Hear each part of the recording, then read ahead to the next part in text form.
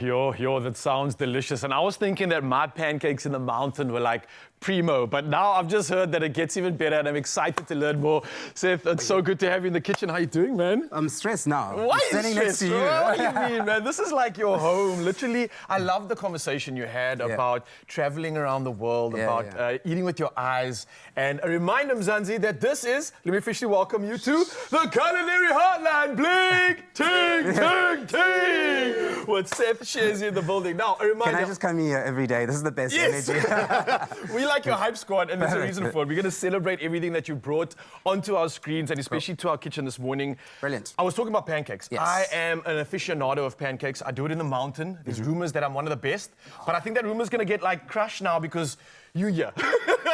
So I'm going to hand over to the master himself. I want you to talk us through exactly what a scallion pancake actually is and how we put it together. So simply put, a scallion pancake just has spring onions. Okay. So like in American terms, like spring onions is a scallion. And the name of the dish is actually a Chinese kind of dish. But if you can make it however way you want. Because if you want to make it the Chinese way, it'll take way too long because you have to make with a thicker dough and then roll it and then flatten it and then knead it again. But we're doing the quick version because this is a meal. No, this is a meal for 30 minutes. So like you can make this at home and it'll be done in 30 minutes and everyone can have something to eat. All right, well, take us through the process because I think a lot of people are going to be inspired by this. Of course, if you have any questions, Mzansi, the man himself, the master, is here to assist you any conundrums that you might have. And let's get into it, bro. Okay, should we start? Okay, I think we should start with the pancake first. It's the simplest part. It's the part we're most familiar with. Let me just pop these on for you. So we've got a middle one over there. That one's on. Cool, and this one. Number 2.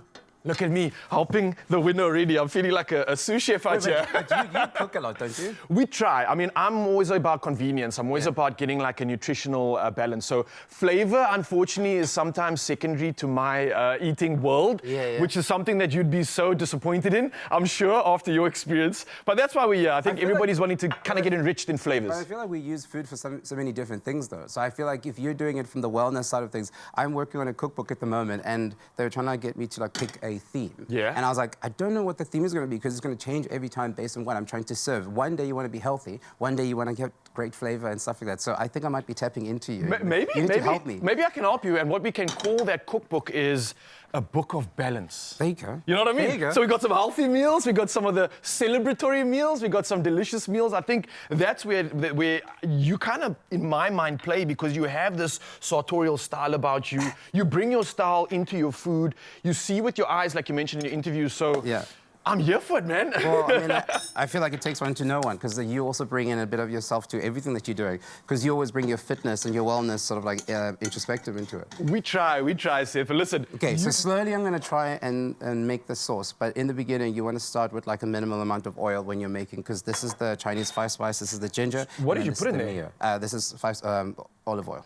Ah, okay. This is olive oil, right? Okay, got you. And then you have the five spices. This is the Chinese 5 spice, this is ginger, and so it's going to get like beautiful aromatics. But then in the beginning, you don't want a lot of oil because you want the actual spices to sort of like toast. You know when you're making like a curry, for instance, you would first sort of like toast, dry toast the spices. And bring some of those flavors out. Exactly. Yeah, so okay. we're trying to do that. Now, how do I lower this slightly? This one over here, you can just pop it down like that. Is that good? I love that I get to have you as like a sous chef. Yeah, bro. Anything you want, I'll chop up for you. Make less. At your service. I wanted to ask that because when I saw these for the first time on the show, wow, you got this sort of perfect balance of, I don't know, like a well done on the outside, almost, I wouldn't say crunchy, but a very different texture change from the outside to the inside, where you had the inside still kind of gooey and soft. That for me is a perfect pancake without even adding the scallion effects to this.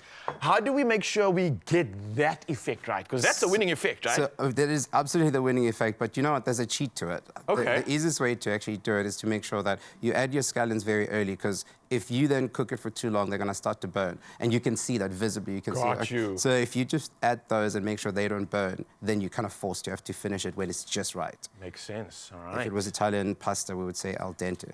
And let's kind of like take it back, because obviously we're out here. You've arrived, you've claimed the title. I'm sure there's a lot less pressure on you, even though we're on live TV. There's more pressure now. But that's what I wanted to ask. There's literally become like more pressure. I was saying like every time when I go somewhere now, even if it's just an interview, I'm so used to being asked things about fashion and like style this or whatever, which is easy. And then rolls off your tongue, yeah. Now I have to cook more, which is just like, well, I'm used to having to do this in the privacy of my own home. When I'm outside in the world, I'm there to like, you know, give a chef a hard time. I'm the one who they have to cook for. So now there's this reversal of roles. I'm not sure actually. It's quite difficult this time. Okay, how to make this less? There you go. See, I figure it out. Figure it out. Yeah, man, we're well acquainted in any kitchen, it seems. Clearly, there's a reason why you took that top spot. So how are we looking on the sauce? How are we looking on the sauce, pancake? I think, is toasted enough now, so we can probably rev up the fire a bit. Once I figure out the stove, I really don't know. That one is over here. This one. Cool. Yeah. Giving you a full, like, 101 on our kitchen here, man. Got that one? Yeah. Is it on now? Now, let me get it for you over here. There we go. Cool, perfect. We've got flames. All right, and now we can actually simultaneously do the salmon. Because in the kitchen, if you're making this, you won't be trying to narrate it and explain it to anyone. So you can actually do it quite easily. You have a lot less distractions. Oh, look at that. Nicely done. You see? Ooh, okay. So now on the show, on the show, I was like flipping it and stuff like that. But like today, I think we're going to try and remain. Is there butter? Do you know? I don't have butter here in front of me, but I can try and source some butter for you. No, it's okay. I'll try to arrange that in the interim. Cool. All right. So then with the salmon, again, you want like just a tiny bit of like the 5 spice so that it kind of picks up again from it. And is this to carry on with that sort of oriental flavor profile? And listen, you add so little, it's really not even for flavor, it's more just to make sure that you get the hint of the aromatics. Kind of carries through. Yeah.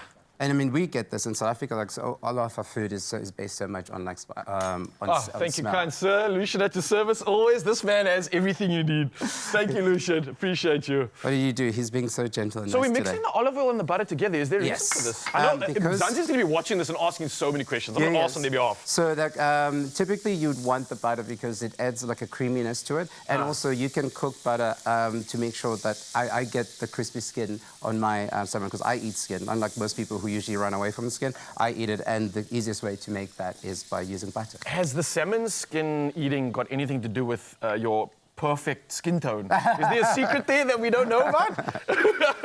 What's your secret? I think everybody's going to start eating salmon skins after you mentioned that, man. But I think you're 100% right. There's so much nutritional value in them. Obviously, the omegas and everything else. So it makes sense. Yeah. But it also gives, again, that texture journey that you go through. You've got the beautiful pancake. It's soft on the inside. It's a little bit crunchy on the outside. You've got the skin. So I love how this meal almost leans towards playing with an experience and not just flavor. You know what I mean? No, I love completely. Now like, we can salt that. So again, another easier way to make sure that the skin is gets crispy is to actually salt it quite a bit. And people usually shy away from like salting their things, but actually it's good for you because it disappears anyway into the pan. All right. So it's not going to be too spicy. Okay, got you. That makes sense. All right, and then this doesn't need a lot of cooking. So I'm the kind of person who prefers my salmon still kind of slightly raw in the middle. Like a medium rare kind of vibe. Yeah, very much so. And then that's the easiest way to actually make sure that it doesn't lose its tenderness. Zanji, just... See, I'm trying to not like overdo things. On the show, I was like flipping pancakes and everything. Listen, less is more right now, and everything that you've done is...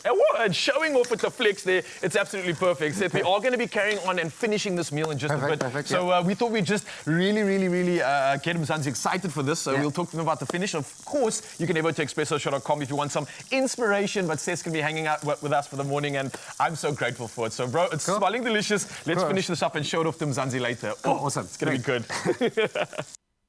It's my feel-good breakfast show. Welcome back. Earlier, Seth wowed us with the scallion pancakes. And listen, this had some salmon on it. It had some pickled radishes, and my favorite part, the miso ginger sauce. I'm definitely going to steal that one. But now it's time to spice things up and bring in a South African twist. Chakalaka steak open sandwich with courgette ribbons is what I'm talking about. And of course, Seth's going to lead us through this on the next installment of the Culinary Hotline Bling. It's a ting, ting, ting, Seth. You're going to have to learn the lines. I'm going to have to. I'm still waking up. It's so early. This is true. This is a recipe that will definitely invigorate you. I'm excited. An open sandwich, but with steak and chakalaka. And I'm seeing you adding some extra things here. No, I mean, I think this is like a good one for people who live by themselves. Oh. Like, for instance, for a guy, you don't want a meal that takes too long to prepare. And so if you live by yourself and you're still single, I mean, it could be anyone who's single. So I think this is a great meal. And also, South Africans love steak. Oh, yeah, the nyams, they love nyama. Yeah, and then for me, like, I think an open sandwich is like the easiest way to sort of like have a balanced meal and that you can make in less than half an hour. And we're still adding some greens. We're still adding some greens. Chakalaka's got some carrots in it. Exactly. It's all vegetables. Beans, it's important. Yes. Yeah, no, it's great. Healthy. Okay, boy dinner is what we're going to actually call this. How do we get started on our boy dinner? Okay, so the easiest way to start with is to make sure you have room temperature steak, because then you don't have to cook it through all the way. So you can basically just sear it and have it medium rare. Or How do you like rare. your steak? I like it rare. So still mooing. Still mooing, basically. It needs to be walking. The only thing I make sure is that the fat has to be rendered enough. So you know, like you like the beautiful cooked out fat, because if you're having a braai, for instance, you want it to be nice and brown. So if you can make sure that it's like that without overcooking the meat part, it's perfect. Okay. Cool, and then do we? Yeah, please do. Do we add oil to a pan for this? I actually normally would just start with butter. I don't use. Oh, here we go. Amazing, thank you. I love that I have like a minion to help me. It's like I'll be your minion. Only because it's you. Nobody else can call me a minion. I was expecting a backhand there. It's like, what? Almost, but it's okay. I don't know you well enough to. Okay, so we add some butter in there. You know what? One of our chefs here, Chef Clem, he basically said that when it comes to meat, he'll even leave it out from the morning. Oh, yeah, definitely. Just so that it can reach that perfect temperature. Yeah, no, honestly, it's actually always best to like make sure that your meat has had enough time to like breathe. And then when you place it, if there's a lot of oil, you place it away from you so that if it splashes the other way. Just a little tip. Yes, please. I'm like this, dancing with the oil. Okay, so I was going to ask, so we still season it? Oh, yeah, definitely. Like quite generously as well, because I want some of this to like fall into the pan, because once we finish, we're actually going to toast the bread in the oils and what's left behind. in the fat and the juices from the steak. Yeah. Okay, I love this.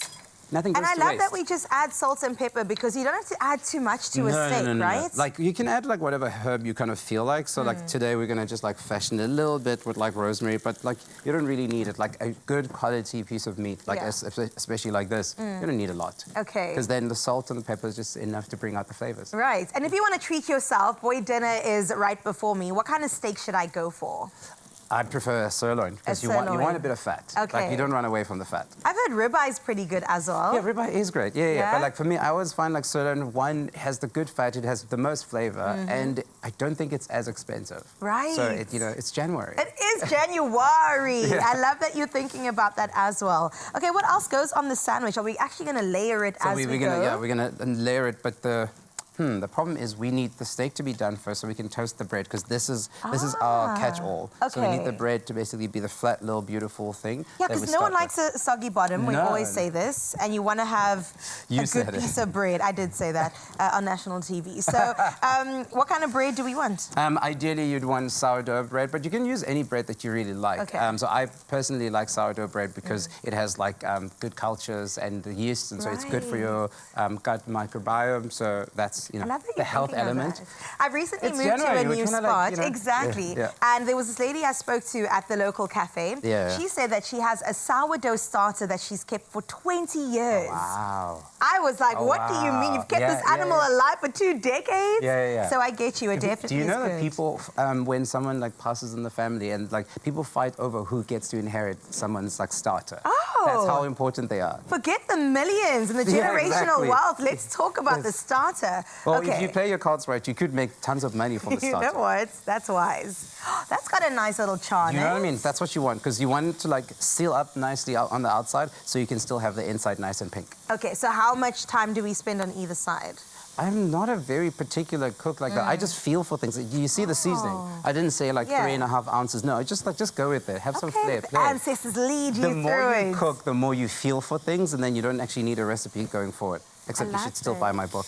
Oh, tell us more. Tell us more about this book. Is it part of the 5-year plan or 2025? No, it's immediate. So probably like at beginning of next year. So this time next year, I'll be here showing my book, and it's going to be like a coffee table book. So it's thick. It's and it will have stories inside about the people who inspire me. So there'll be chefs from around the world and locally, and then their dishes that like I like the most, and so they we'll will show be you how to make them. Oh yeah. We'll show you how to make those dishes so you can chef things up at home yourself. But how about a lookbook in there as well? Because we also want to be inspired by your fashion. You're definitely gonna have a lookbook. Yeah, right? I love this. Like, I can never escape the fact that I like things to be visual. Yes, okay, so exactly. this is done, so now it needs to rest. Okay. And then in that time, we're gonna use the hot pan to actually then toast our bread. Okay, so I know resting is healthy, it's good, I love to do it myself, but why is the steak resting? So the steak has to rest because every time you cook it, like the protein goes into a shock. This is so nerdy to have to explain. No, but I love this. It goes into some kind of shock, and so you want to like let it like release those. Because have you noticed how when you eat a steak at a restaurant, it's always so much tender than when you have it at home? 100%. It's because they just let it rest. Okay. And also, beforehand, you could actually just like soak it in a little bit of vinegar to like break down the steak? The steak beforehand. Yeah. So if people don't like that flavor, you can just wash it afterwards. But it's getting toasty brown. Yeah. Okay, so we're toasting it so that when we layer things on it, it's not gonna again go soft and soggy, right? Exactly. Yes. Okay. But also, just the butter gives the flavor because you're getting a lot of the flavor from the actual steak. I love that. Okay. Forget a boy dinner. Actually, I identify as a boy. This is delicious. I would definitely eat this. Okay, all right. So we'll let that rest. We'll come back to doing all of this. Absolutely. Cool. That's the easy part. Because we still have some courgette ribbons and chakalaka, pomegranate seeds, and pickled onions. Pickled onions, yes. To top this with as well on our Culinary Hotline Bling. Oh, you missed it. On our Culinary Hotline Bling. Oh, no. Now I'm on the spot. All right, I'm gonna teach Seth the way. Please. Say ting, ting, ting. On our Culinary Hotline Bling. Ting, ting, ting, ting. You got it, God, I was waiting for you. Don't You leave let me me hanging. We'll come back to this in just a bit. Continue sending those voice notes and messages to us on our WhatsApp line. If you have any questions for the expert in the kitchen, Seth is here to answer anything that you might desire. Brilliant. Cool.